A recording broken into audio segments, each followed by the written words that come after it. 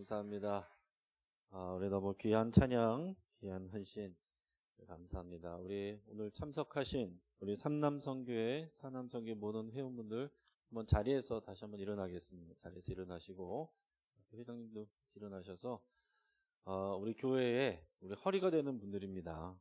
이분들이 지금 또 가정에서, 일터에서, 교회에서 또 기대되고 요구되는 바는 많고 또 많이 또 힘든 부분도 있고 또 부담도 되고 그러실 겁니다. 그러나 정말 하나님께서 우리 영신교회 허리를 세워주신 귀한 분들인데 우리가 이분들을 귀하게 여기고 우리 축복할 수 있기를 바랍니다. 우리 잠깐 우리 손을 들어서 이분들을 우리 축복하면서 우리 영신교회 건강한 허리로 가정에서 왕같은 제사장으로 또 일터에서 그런 하나님을 보여주는 창문으로 리더로 세워질 수 있도록 우리가 좀 축복하면서 함께 우리 합심해서 잠깐 기도하겠습니다. 할렐루야. 하나님 아버지 감사합니다. 사랑하는 하나님의 일꾼 하나님의 아들들 우리 삼남 사남성교회 이렇게 귀한 일꾼들을 하나님 우리 교회 보내주시고 세워주시고 또 하나님 아버지 우리 헌신하게 하시면 감사합니다. 하나님 아버지 우리 연약함과 부족함들 주님께서 아십니다. 우리의 하나님 아버지 부담과 어려움도 아십니다. 주님께서 다 돌아보시고 감당할 수 있는 힘과 능력을 덧입혀 주시옵소서. 각자의 삶 가운데서 아버지 그 일들을 감당하며 또 사명 가운데 또 쓰임받으며 부족한 것들을 하나님께 채우시며 살아가신 우리 하나님을 아버지가 늘 경험하고 또 나누는 어릴 복된 귀한 일꾼 될 수 있도록 인도해 주시옵소서. 하나님 감사합니다. 우리 삼남성교 사남성교의 우리 귀한 하나님의 일꾼들, 하나님의 귀한 아들들 또 각 가정마다 가정의 왕같은 제사장으로 세우신 것 감사를 드립니다. 또 우리 교회에서 우리 기둥 같은 일꾼들 되게 하시고 또 허리가 되게 하시사오니 아버지의 허리가 튼튼하게 하여 주셔서 우리 영신교회에 정말 우리 중심이 되고 주축이 될 수 있도록 인도하여 주시옵소서. 각자 일터 가운데서 우리 하나님의 사랑과 그 영광과 거룩하신 뜻을 나타내고 드러내는 거룩한 일꾼 되게 하시고 또 세상에서 탁월한 또 귀한 일꾼들로 쓰임받게 하여 주시옵소서. 감사하고 축복하며 예수님 이름으로 기도합니다. 아멘. 다시 한번 우리 축복하며 박수하겠습니다. 감사합니다. 자리에 앉으시길 바랍니다. 오늘 예수님의 3대 사역 이런 제목으로 말씀을 같이 나누겠는데 오늘 본문은 오전 본문하고 같습니다. 몇 번 말씀을 드렸지만은 우리에게 필요한 거는 자꾸 새로운 말씀이 아니라 말씀을 새기는 게 필요한 거예요. 우리가 말씀을 소화하기도 전에 자꾸 다른 말씀 듣고 그래서 우리가 그 말씀을 적용하고 말씀을 먹고 살기에 앞서서 자꾸 이제 새로운 말씀 듣고 잠깐 은혜 받고 또 새로운 말씀 듣고 이게 아니라 모든 것이 계속 연결되고 꿰어져야 된다라는 것입니다. 구슬이 서말이라도 꿰어져야 보배다라고 그랬는데 여러분께서 기도하시면서 계속 말씀을 들으시면 이게 다 연결이 되는 거예요. 하나님 말씀은 우리 동일한 저자인 성령님께서 영감 주셔서 쓰셨기 때문에 어떤 말씀을 들어도 우리가 그 중심축에 있으면 그 흐름이란 게 있습니다. 그 흐름이란 게 있어요. 그래서 오전 예배, 오후 예배, 또 수요, 금요, 새벽 이 말씀들이 다 본문은 틀리고 다른 내용 같지만 그러나 하나님께서 우리에게 주시는 그런 은혜가 있고 지금 우리 영신교회에게 주시는 또 여러분 각 가정에게 주시는 여러분 각 개인에게 주시는 그런 하나님의 각각의 인사이트가 있어요. 각각 저마다 다른 은혜를 받을 수도 있습니다. 어떤 분은 격려를 받을 수도 있고 어떤 분들은 도전을 받을 수도 있고 다양하게 말씀하시지만 그러나 그 안에서 전체적으로 우리 교회를 향해서 하나님이 역사하시고 있는 그 큰 물줄기를 여러분께서 보시기를 바라고 그 흐름에 여러분이 꼭 타시기를 바랍니다. 그래서 이 말씀을 오늘 오전에 들었을 때에 오늘 예수님께서 3대 사역 하셨다. 예수님께서 제자들을 부르시고 3대 사역 하셨다 그랬는데 오늘 본문 중에서 23절 말씀만 우리 같이 한번 읽어보도록 하겠습니다. 자, 시작. 예수께서 온 갈릴리에 두루 다니사 그들의 회당에서 가르치시며 천국 복음을 전파하시며 백성 중에 모든 병과 모든 약한 것을 고치시니 아멘. 다시 따라하겠습니다. 가르치시며 전파하시며 고치시더라. 교육, 전도, 치유. 따라하세요. 교육, 전도, 치유. 교육, 전도, 치유. 네, 하나님의 교회 안에서는 계속해서 말씀을 가르치고 배우는 일이 있어야 되고, 그리고 복음을 전도. 이거 선포예요. 전도라는 것은 선포입니다. 자, 이것은 가르치는 것은 좀 설명하고 설득하는 그런 부분이라고 한다면, 여러분 전도는 선포입니다. 여러분이 전도할 때 내 전도에 스킬이 없다, 너무 두려워하실 필요 없어요. 내가 어떻게 이걸 해명하고 그런 걱정을 할 필요가 없어요. 전도의 기본 성격은 선포하는 거예요. 회개하라, 하나님의 나라가 가까이 왔다. 이건 선포예요. 이것을 예수님이 막 설명하시는 게 아닙니다. 어떤 이런 증거를 보아 이런 것들은 하나님께서 이루어주신 것이고 이런 것이고 왜 회개가 필요하느냐, 지금의 상황과 이런 것들 논리적으로 이렇게 설명하시는 게 아닙니다. 선포하는 거예요. 때가 찼으니 회개하라, 하나님의 나라가 가까이 왔다. 여러분 사랑하는 여러분의 가족들에게, 또 여러분이 만나는 사람들에게 담대하게 하나님의 복음을 선포하시기를 바랍니다. 그러니까 복음을 선포하는 것은 긴 게 아니에요. 간단하게 하는 것입니다. 하나님의 나라가 이 땅에 왔다.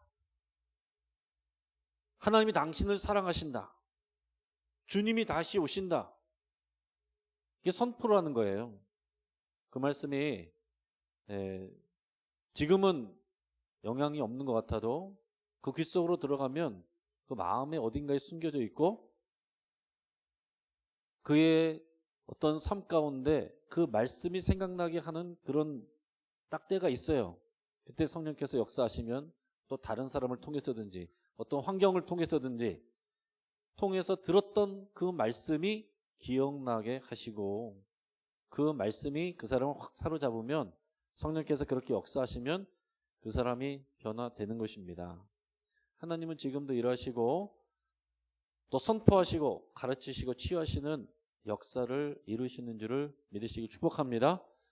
지금 영신교회에 그 일을 하고 계신 거고, 저는 분명히 믿는 것은 우리 교회가 좋은 시간을 보내다가 코로나 때문에 모든 것이 중단됐다, 그거 아니라고 말씀을 드렸고, 저는 절대 그렇게 보지 않습니다. 하나님의 역사는 계속 이루어져 가고 있는 거예요.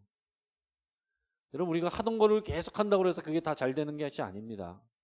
코로나를 통해서 우리가 모든 것이 정지되는 이런 상황을 통해서 우리 생각하게 되는 거예요. 하나님의 뜻이 어디 있는가? 이게 무엇인가? 코로나를 통해서 교회를 못 오는 상황 속에서 예배를 우리가 모여서 못하는 상황 가운데서 우리는 생각하게 되는 것입니다. 교회란 게 뭔가? 예배란 게 뭔가?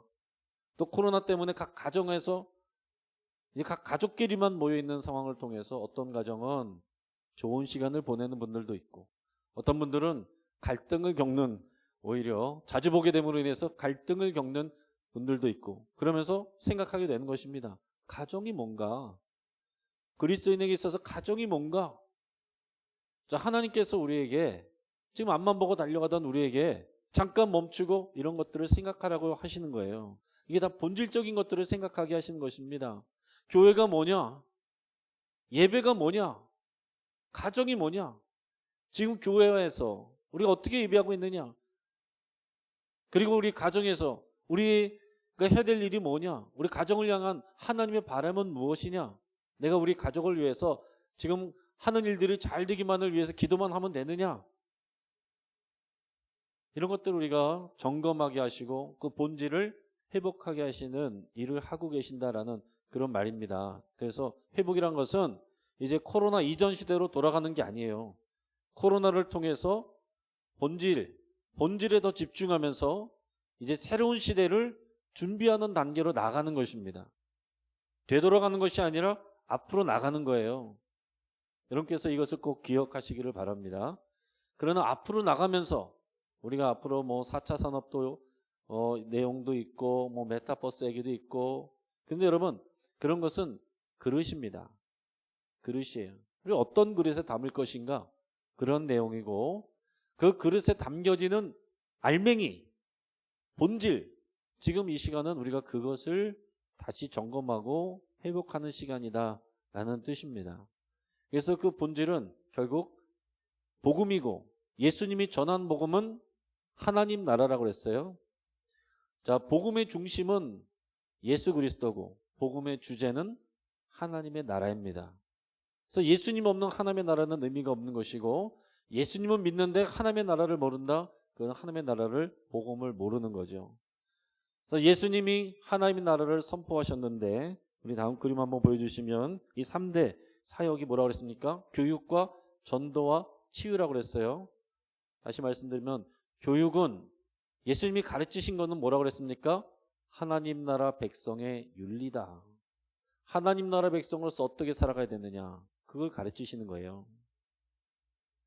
하나님 나라 백성으로서 어떻게 살아가야 되느냐 교회에서도 교회 생활 가운데 어떻게 해야 되느냐도 마찬가지지만은 교회에서 더 많은 시간을 보내는 데가 어딥니까?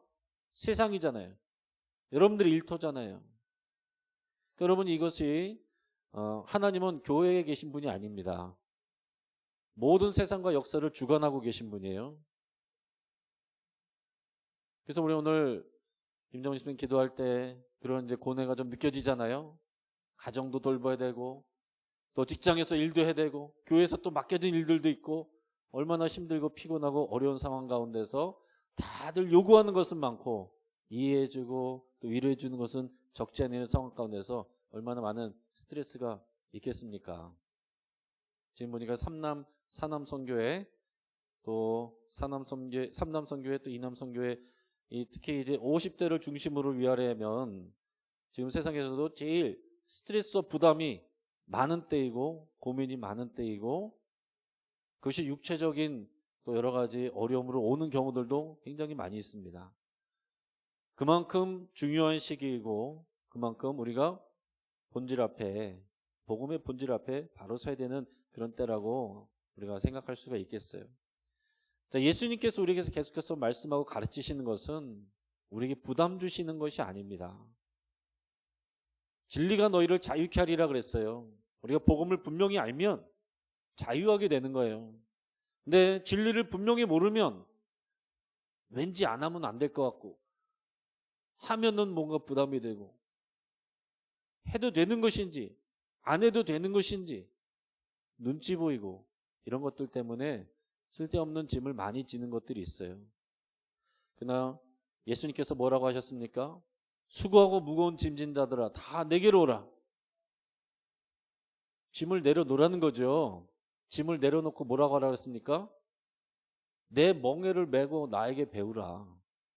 내 멍에는 쉽고 내 짐은 가볍다라고 말씀하셨어요. 전에도 말씀드렸지만은 내 어려운 일들, 무거운 짐들 십자가 앞에 내려놓고 이제 내 마음대로 돌아다니라고 하신 말씀이 아니에요. 예수님의 멍에를 메고 예수님께 묶여 있으라는 거예요. 이게 굉장히 역설적인 것이죠. 예수님께 묶여서 예수님의 가르친 것, 예수님의 말씀에 여러분들이 마음이 완전히 묶이면 거기서 자유가 나온다는 거예요. 여러분 이것을 잘 이해하실 수 있길 바랍니다. 이 경험이 되면 자유함이 있는 거예요. 그래서 그런 예들이 또 고린도서를 보면 우상의 짐을 먹어도 됩니까? 안 됩니까? 먹으면 큰일 나는 줄 알고 하는 사람들은 또 그것에 대해 두려움을 갖고 있지만 사도 바울은 괜찮다. 입으로 들어가는 것이 우리를 더럽게 하는 것이 아니라 우리 입에서 나오는 것이 사람을 더럽게 하는 거다. 그런 얘기 하시잖아요. 그러니까 그런 거 먹는 데 있어서 자유로운 거예요. 그러나 더 나가서 믿음이 강한 사람이 믿음이 연약한 자에게 맞춰줘라.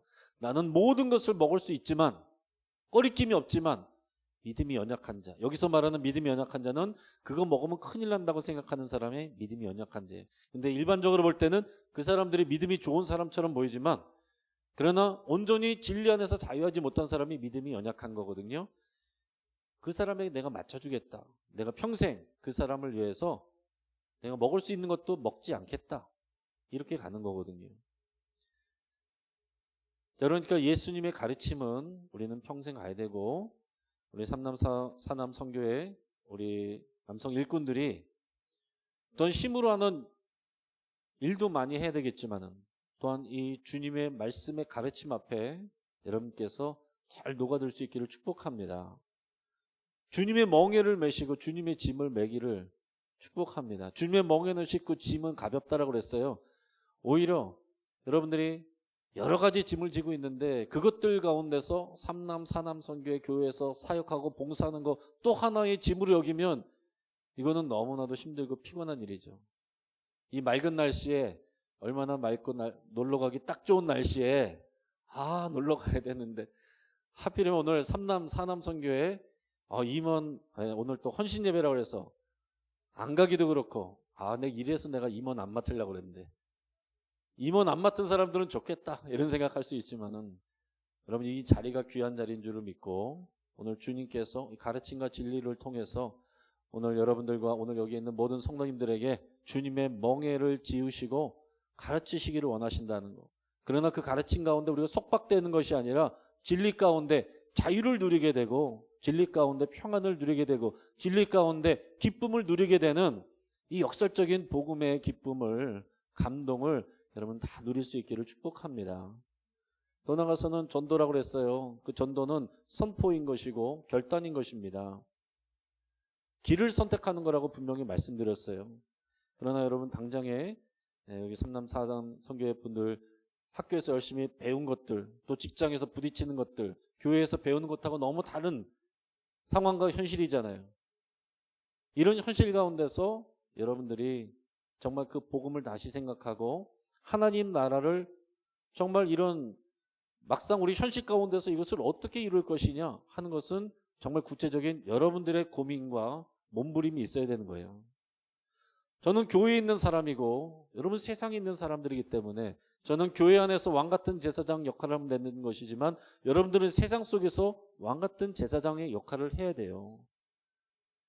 믿음이 좋고 은혜 받았으면 다 신학교 가면 큰일 나는 것입니다.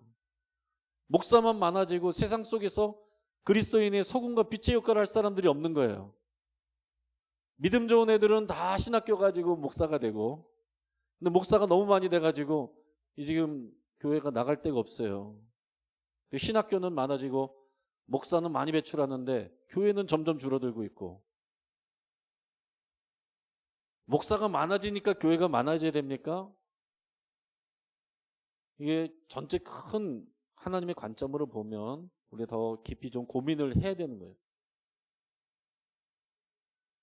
그냥 믿음 좋은 목사가 많아져서 될 것이 아니고 믿음 좋은 여러분 삼남 사남 선교회 여러분들 같은 또 사업을 하고 회사를 다니고 자기 일을 갖는 이런 사회인이 필요한 거예요. 정말 믿음 좋은 회사원, 믿음 좋은 교수님, 믿음 좋은 또 기업인 이런 분들이 많아져야 되는 것입니다. 그래야 정말로 교회에서 이 말씀이 세상에 영향력을 미칠 수가 있는 것입니다. 제가 아무리 여기서 열심히 부르짖어도 여러분 일터에 있는 사람들에게 이게 아무런 영향력이 없잖아요. 전달되지도 않잖아요. 누구를 통해서 전달되겠습니까? 여러분들을 통해서 전달되는 거거든요. 그러니까 여러분들이 고민을 하시고 저는 여러분의 그 각자의 일터에서의 일들과 상황들을 제가 다 모르기 때문에 오히려 담대하게 선포를 할 수 있습니다. 그럼 우리가 같이 여러분 안에서 실제 여러분 삶 속에서 그렇게 복음의 증인으로 살아가고 또 소금과 빛으로 살아가는 일이 녹록지 않다라는 것을 여러분께서 몸으로 실감하실 것입니다. 그것을 우리가 고민을 하는 거예요. 좀 더 폭을 넓히면 우리가 정말로 하나님 나라의 가치가 이루어지지 않는 것이라 한다면 아무리 조건이 좋아도 내려놓을 수도 있는 거예요. 이런 말씀을 나눌 때는 우리 가족 여러분들이 싫어하실 수 있습니다. 어떻게든지 충성하라 이런 말씀을 해야 되겠지만은 그러나 하나님의 역사는 하나님의 길은 얼마든지 있기 때문에 우리 하나님 앞에 정말로 여러분 충성하시고 정직하게 행동하면 그리고 당장에 손해보면 하나님께서 반드시 책임지십니다. 그리고 치유하는 거라고 그랬어요. 치유하는 건 뭐라고 그랬습니까? 한번 따라하겠습니다. 다시 한번. 아파서 그렇지, 연약해서 그렇지, 나도 그렇지. 교회 안에서 이렇게 돼야 됩니다. 여러분 가정 안에서 그렇게 돼야 돼요. 특별히 여기 삼남 사남 선교회 분들은 집안에서 가장인데 이 가족들도 내 아내 또 내 자녀들 나는 안 그랬는데 쟤들은 도대체 왜 그런 거야? 쟤들은 도대체 누구 닮아서 그런 거야? 나는 안 그랬는데. 그러나 저마다 다르다는 것을 인정해주고 우리 어머니는 안 그랬는데 당신은 왜 그래가 아니라 그것도 이해해주고 아파서 그렇지, 연약해서 그렇지, 또 나도 그렇지. 이 인정이 필요한 거예요. 일을 잘하는 사람들은 귀하긴 한데 맹점이 그겁니다. 일 못하는 사람들은 이해를 못해요. 그러나 실수 많고 연약한 사람들은 다른 사람들을 잘 이해해 줄 수는 있어요. 저 같은 사람은 이제 실수가 많은 사람이고 또 연약한 사람이기 때문에 어떤 부분에 대해서 세게 나가기보다는 이해가 먼저 잘 되는 스타일이에요. 나도 그랬는데. 물론 이제 실수 없이 잘하는 사람들이 쓰임 받는 바가 있고 또 실수 많이 하는 사람이 쓰임 받는 바가 있겠죠. 그러나 기본적으로 저는 실수가 많고 연약하기 때문에 다른 사람들의 연약함을 이해하는 건 좀 쉽습니다. 뭐 나도 그랬는데 저분은 아니라고 이런 생각들을 하게 되는 거죠. 그러면 교회 안에서 서로를 보듬는 것은 우리가 다 저마다 성숙하지 않고 완전하지 않다는 것을 이해하시고 도대체 저 사람 왜 저럴까 이해할 수가 없어 이런 마음이 들 때 그대로 그냥 가면 여러분이 상처받습니다. 여러분들에게 상처 줬다고 여러분들이 생각하는 사람은 아무 문제가 없어요. 잘 살고 있는데 여러분만 상처받고 여러분만 가시가 생기고 여러분만 돌짝밭이 생기면 하나님과의 관계가 끊어지고 약해지고 여러분만 손해. 이해를 해줘야 되는 것입니다. 아파서 그렇지, 연약해서 그렇지, 나도 그렇지. 전적으로 정말 하나님 나라와 주의 일을 대적하는 자가 아니라면 우리가 이해해주고 포용해주는 것이 필요하고 이런 치유하는 일들이 보듬어주는 일들이 많아져야 됩니다. 어른들은 젊은 사람들이 얘기하면은 너무 쉽게 얘기하면 안 돼요. 지금 젊은 사람들은 당장의 일이고 애들 키우는 일, 직장의 일. 근데 지나고 나면은 나중에 보면 경험하고 나면은 다 이제 되더라. 이거를 이해하고서 잘해주면 괜찮아. 이렇게 해주면 힘이 될 수 있는데 그 마음을 받아주지 않고 그거 아무것도 아니야. 뭐 그런 거 가지고 그래. 이것이 오히려 마음을 다치게 마음을 닫아버리게 하는 그런 부분들이 될 수 있다는 거예요. 공감해주는 거, 인정해주는 거, 두둔해주고 또 때로는 포용해주는 거. 이게 치유하는 공동체고 어떤 교회는 그 치유하는 교회 이름도 그렇게 바꿨잖아요. 늘 싸우고 다투는 교회에서 이름을 치유하는 교회로 역설적으로 바꾼 거 아니에요. 우리 영신교회도 아무튼 치유하는 공동체 되기를 간절히 바라고 축복합니다. 먼저 그래서 이 3대 사역을 우리가 어떻게 풀어갈 것이냐. 그래서 여러분 먼저 우리가 여러분 나가실 때 우리 주주클럽 가정예배 순서지 다 나눠드렸는데 여러분 오늘 다 가져가셨습니까? 오늘 이 받으신 분들 가운데서 나는 주주클럽 가정예배를 최소한 한 번 이상은 어쨌든 한 번이라도 가정에서 가정예배를 해봤다 하시는 분 한번 손 들어보세요. 높이 들어보세요. 높이. 한 번이라도 해봤다. 한 번이라도. 네. 감사합니다. 내리시고 한 번이라도 꼭 하시기 바라고. 여러분 하나님의 역사는 가까운 데 있는 것입니다. 교회에서 하자고 하는 것은 그냥 하는 게 아니에요. 기도하면서 정말 하나님의 뜻을 생각하면서 이 영신교회에 지금 이 시간에 이 타이밍에 뭘 하기를 원하시는가 고민하고 음성 들으면서 우리가 그런 것들이 나오는 것입니다. 이게 가정예배 순서지 하나 만들기 위해서 그냥 한 사람이 그냥 맡아서 하는 게 아니에요. 모든 교육자가 같이 마음을 모아서 또 역할을 나누어서 같이 기도하면서 준비하고 이것을 위해서 또 제가 좀 어려운 주문이지만 우리 유치부 빼고 어린이부, 청소년부, 대학부 우리 청년부까지 말씀 본문을 제가 줘요. 그리고서 같은 말씀 가지고 같은 주제를 가지고 온 교회가 같이 묵상할 수 있도록 그것을 위해서 우리가 지금 합력해서 나가는 것입니다. 이 교육자들에게는 쉬운 일이 아니에요. 그 각자가 하고 싶은 또 선포하고 싶은 그런 게 있지만 그러나 우리가 이 가정을 살리고 가정이 회복되는 이 일을 위해서 모든 교육자가 합심해서 우리가 팀으로서 우리가 같이 움직이고 있는 것입니다. 이거 순서지 하나 나오기 위해서 많은 수고와 땀과 기도가 있는 거예요. 여러분께서 순종하시면 정말 금은보화가 되는 것이고 순종하지 아니하면 그냥 쓰레기 되는 것입니다. 여기에 그런 나눈 말씀에 그렇게 써놨어요. 예수님의 3대 사역이 뭔가, 그리고 신앙인으로서 나에게 가장 선한 영향을 준 사람은 누군가, 반대로 부정적 영향을 끼친 사람은 누구인가. 여러분 오늘 오전에 말씀을 들었어도 듣고 끝나면 거기서 끝나요. 그러나 말씀을 계속 적용을 하는 것입니다. 여러분 각자에게 그럼 나에게 위대한 스승처럼 진명교사가 된 사람은 누구고 반면교사가 된 사람은 누군가. 내가 그 사람을 통해서 나는 그럼 성장하고 오히려 발전하고 있는가? 아니면 나는 하나님과 멀어지고 있는가? 이것들을 생각해 보시라는 겁니다. 그럼 목회자들이 설교에서 많이 인용하고 예화를 드는 그런 분들이 있어요.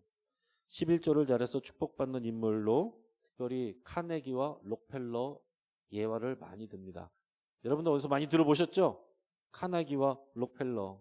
이게 하나님 앞에 신앙생활 열심히 하고 11조 잘 드리고 또 그런 원칙을 잘 지켜서 하나님께서 엄청난 부를 주셨다. 그런 예화로 많이 쓰입니다. 하지만 여러분 기업가로서는 좋은 평가를 못 받아요. 록펠러와 카네기는 사회에서는 악덕 자본가로 불리기도 합니다. 록펠러는 석유 사업을 하면서 불법 독과점을 일삼고 노동자를 착취했고 산업 스파이 행위로 경쟁 기업의 비밀을 빼오고 자신의 사업을 위해서 불법적인 정치인 로비까지 저지른 일들이 있습니다. 카네기는 근검절약하고 기부도 많이 해서 많은 사람들에게 존경도 받지만 그가 쌓은 부도 공정 경쟁을 통해서 이루어졌다기보다는 독점을 통해서 이루어졌다. 그런 비판도 있습니다. 카네기는 국회의원을 매수해서 누군가 자신의 사업에 뛰어들면 세금을 왕창 먹이도록 하는 일들도 했다 그러고요. 여러분 그들이 11조를 잘하고 교회 생활을 잘해서 예화로 우리가 많이 쓰이긴 하지만 저는 사실 이런 분들을 예화로 안 씁니다. 교회 밖에 있는 사람들도 같이 공감해 줄 수 있는 사람이 예화를 쓰여야지, 교회 안에서는 칭찬받는데 교회 밖에서는 욕먹는 사람이 우리의 롤모델이 되면 안 되는 거예요. 교회에서 박수 받지만 밖에 나가면 더 박수 받는 사람이 필요한 것입니다. 교회 안에서는 11조도 잘하고 신앙생활도 열심히 하는데 밖에 나가서는 욕먹는 그리스도인들이 많아질 때 교회는 세상에서 지탄을 받고 신뢰를 잃어버리는 것입니다. 지금 우리 한국교회가 좀 그런 부분이 있다는 거예요. 오늘 이 시대에 또 코로나를 통해서 우리 그런 부분들이 많이 부각이 되었는데 정말 우리는 깊이 생각을 해야 되는 것입니다. 그냥 11조 잘하고 교회 생활 열심히 했기 때문에 천국 가는 것이 아니라 우리 삶의 순간에서 여러분의 일터에서 여러분이 경영하는 일들 가운데서 교인들이 보지 않는 그 가운데서 정말 하나님 나라의 복음의 가치관과 기준으로 어떻게 할 것인가 이것을 고민하는 그런 일들이 우리 안에 있어야 된다라는 얘기입니다. 그래서 이런 부분들을 보네퍼 목사님은 값싼은혜라는 표현을 했어요. 그림 한번 보여주시면은 보네퍼 목사님은 1906년에 태어나서 1945년에 4월에 40세의 일기로 사형을 당해서 죽었습니다. 근데 이분이 얘기한 얘기 중에서 값싼 은혜라는 말이 제일 유명한데, 값싼 은혜는 어떤 거냐? 본받음이 없는 은혜, 십자가 없는 은혜, 살아계신 예수 그리스도, 사람이 되신 예수 그리스도가 없는 은혜다. 교회에서 내가 은혜 받는 건 좋아하는데, 그것은 구하는데 밖에 나가서 그 십자가의 삶을 보여주지는 않는다라는 거예요. 그것만을 추구한다. 이것을 값싼 은혜라고 이렇게 얘기를 했습니다. 이 보네퍼 목사님은 독일 루터교회 목사님이자 또 신학자이기도 하고 그 당시에 히틀러를 반대했던 반나치 운동가이기도 합니다. 1933년 독일 교회는 집권한 나치의 독재에 저항하기는커녕 오히려 히틀러를 추앙하고 그리스도라고까지 표현을 했습니다. 이런 보네포 목사님은 이 같은 현실을 개탄하면서 라디오 방송을 통해서 독일 교회에 강력한 메시지를 전했어요. 그리고 히틀러를 암살하려고 했다는 이유로 1945년 4월에 새벽에 처형이 됐습니다.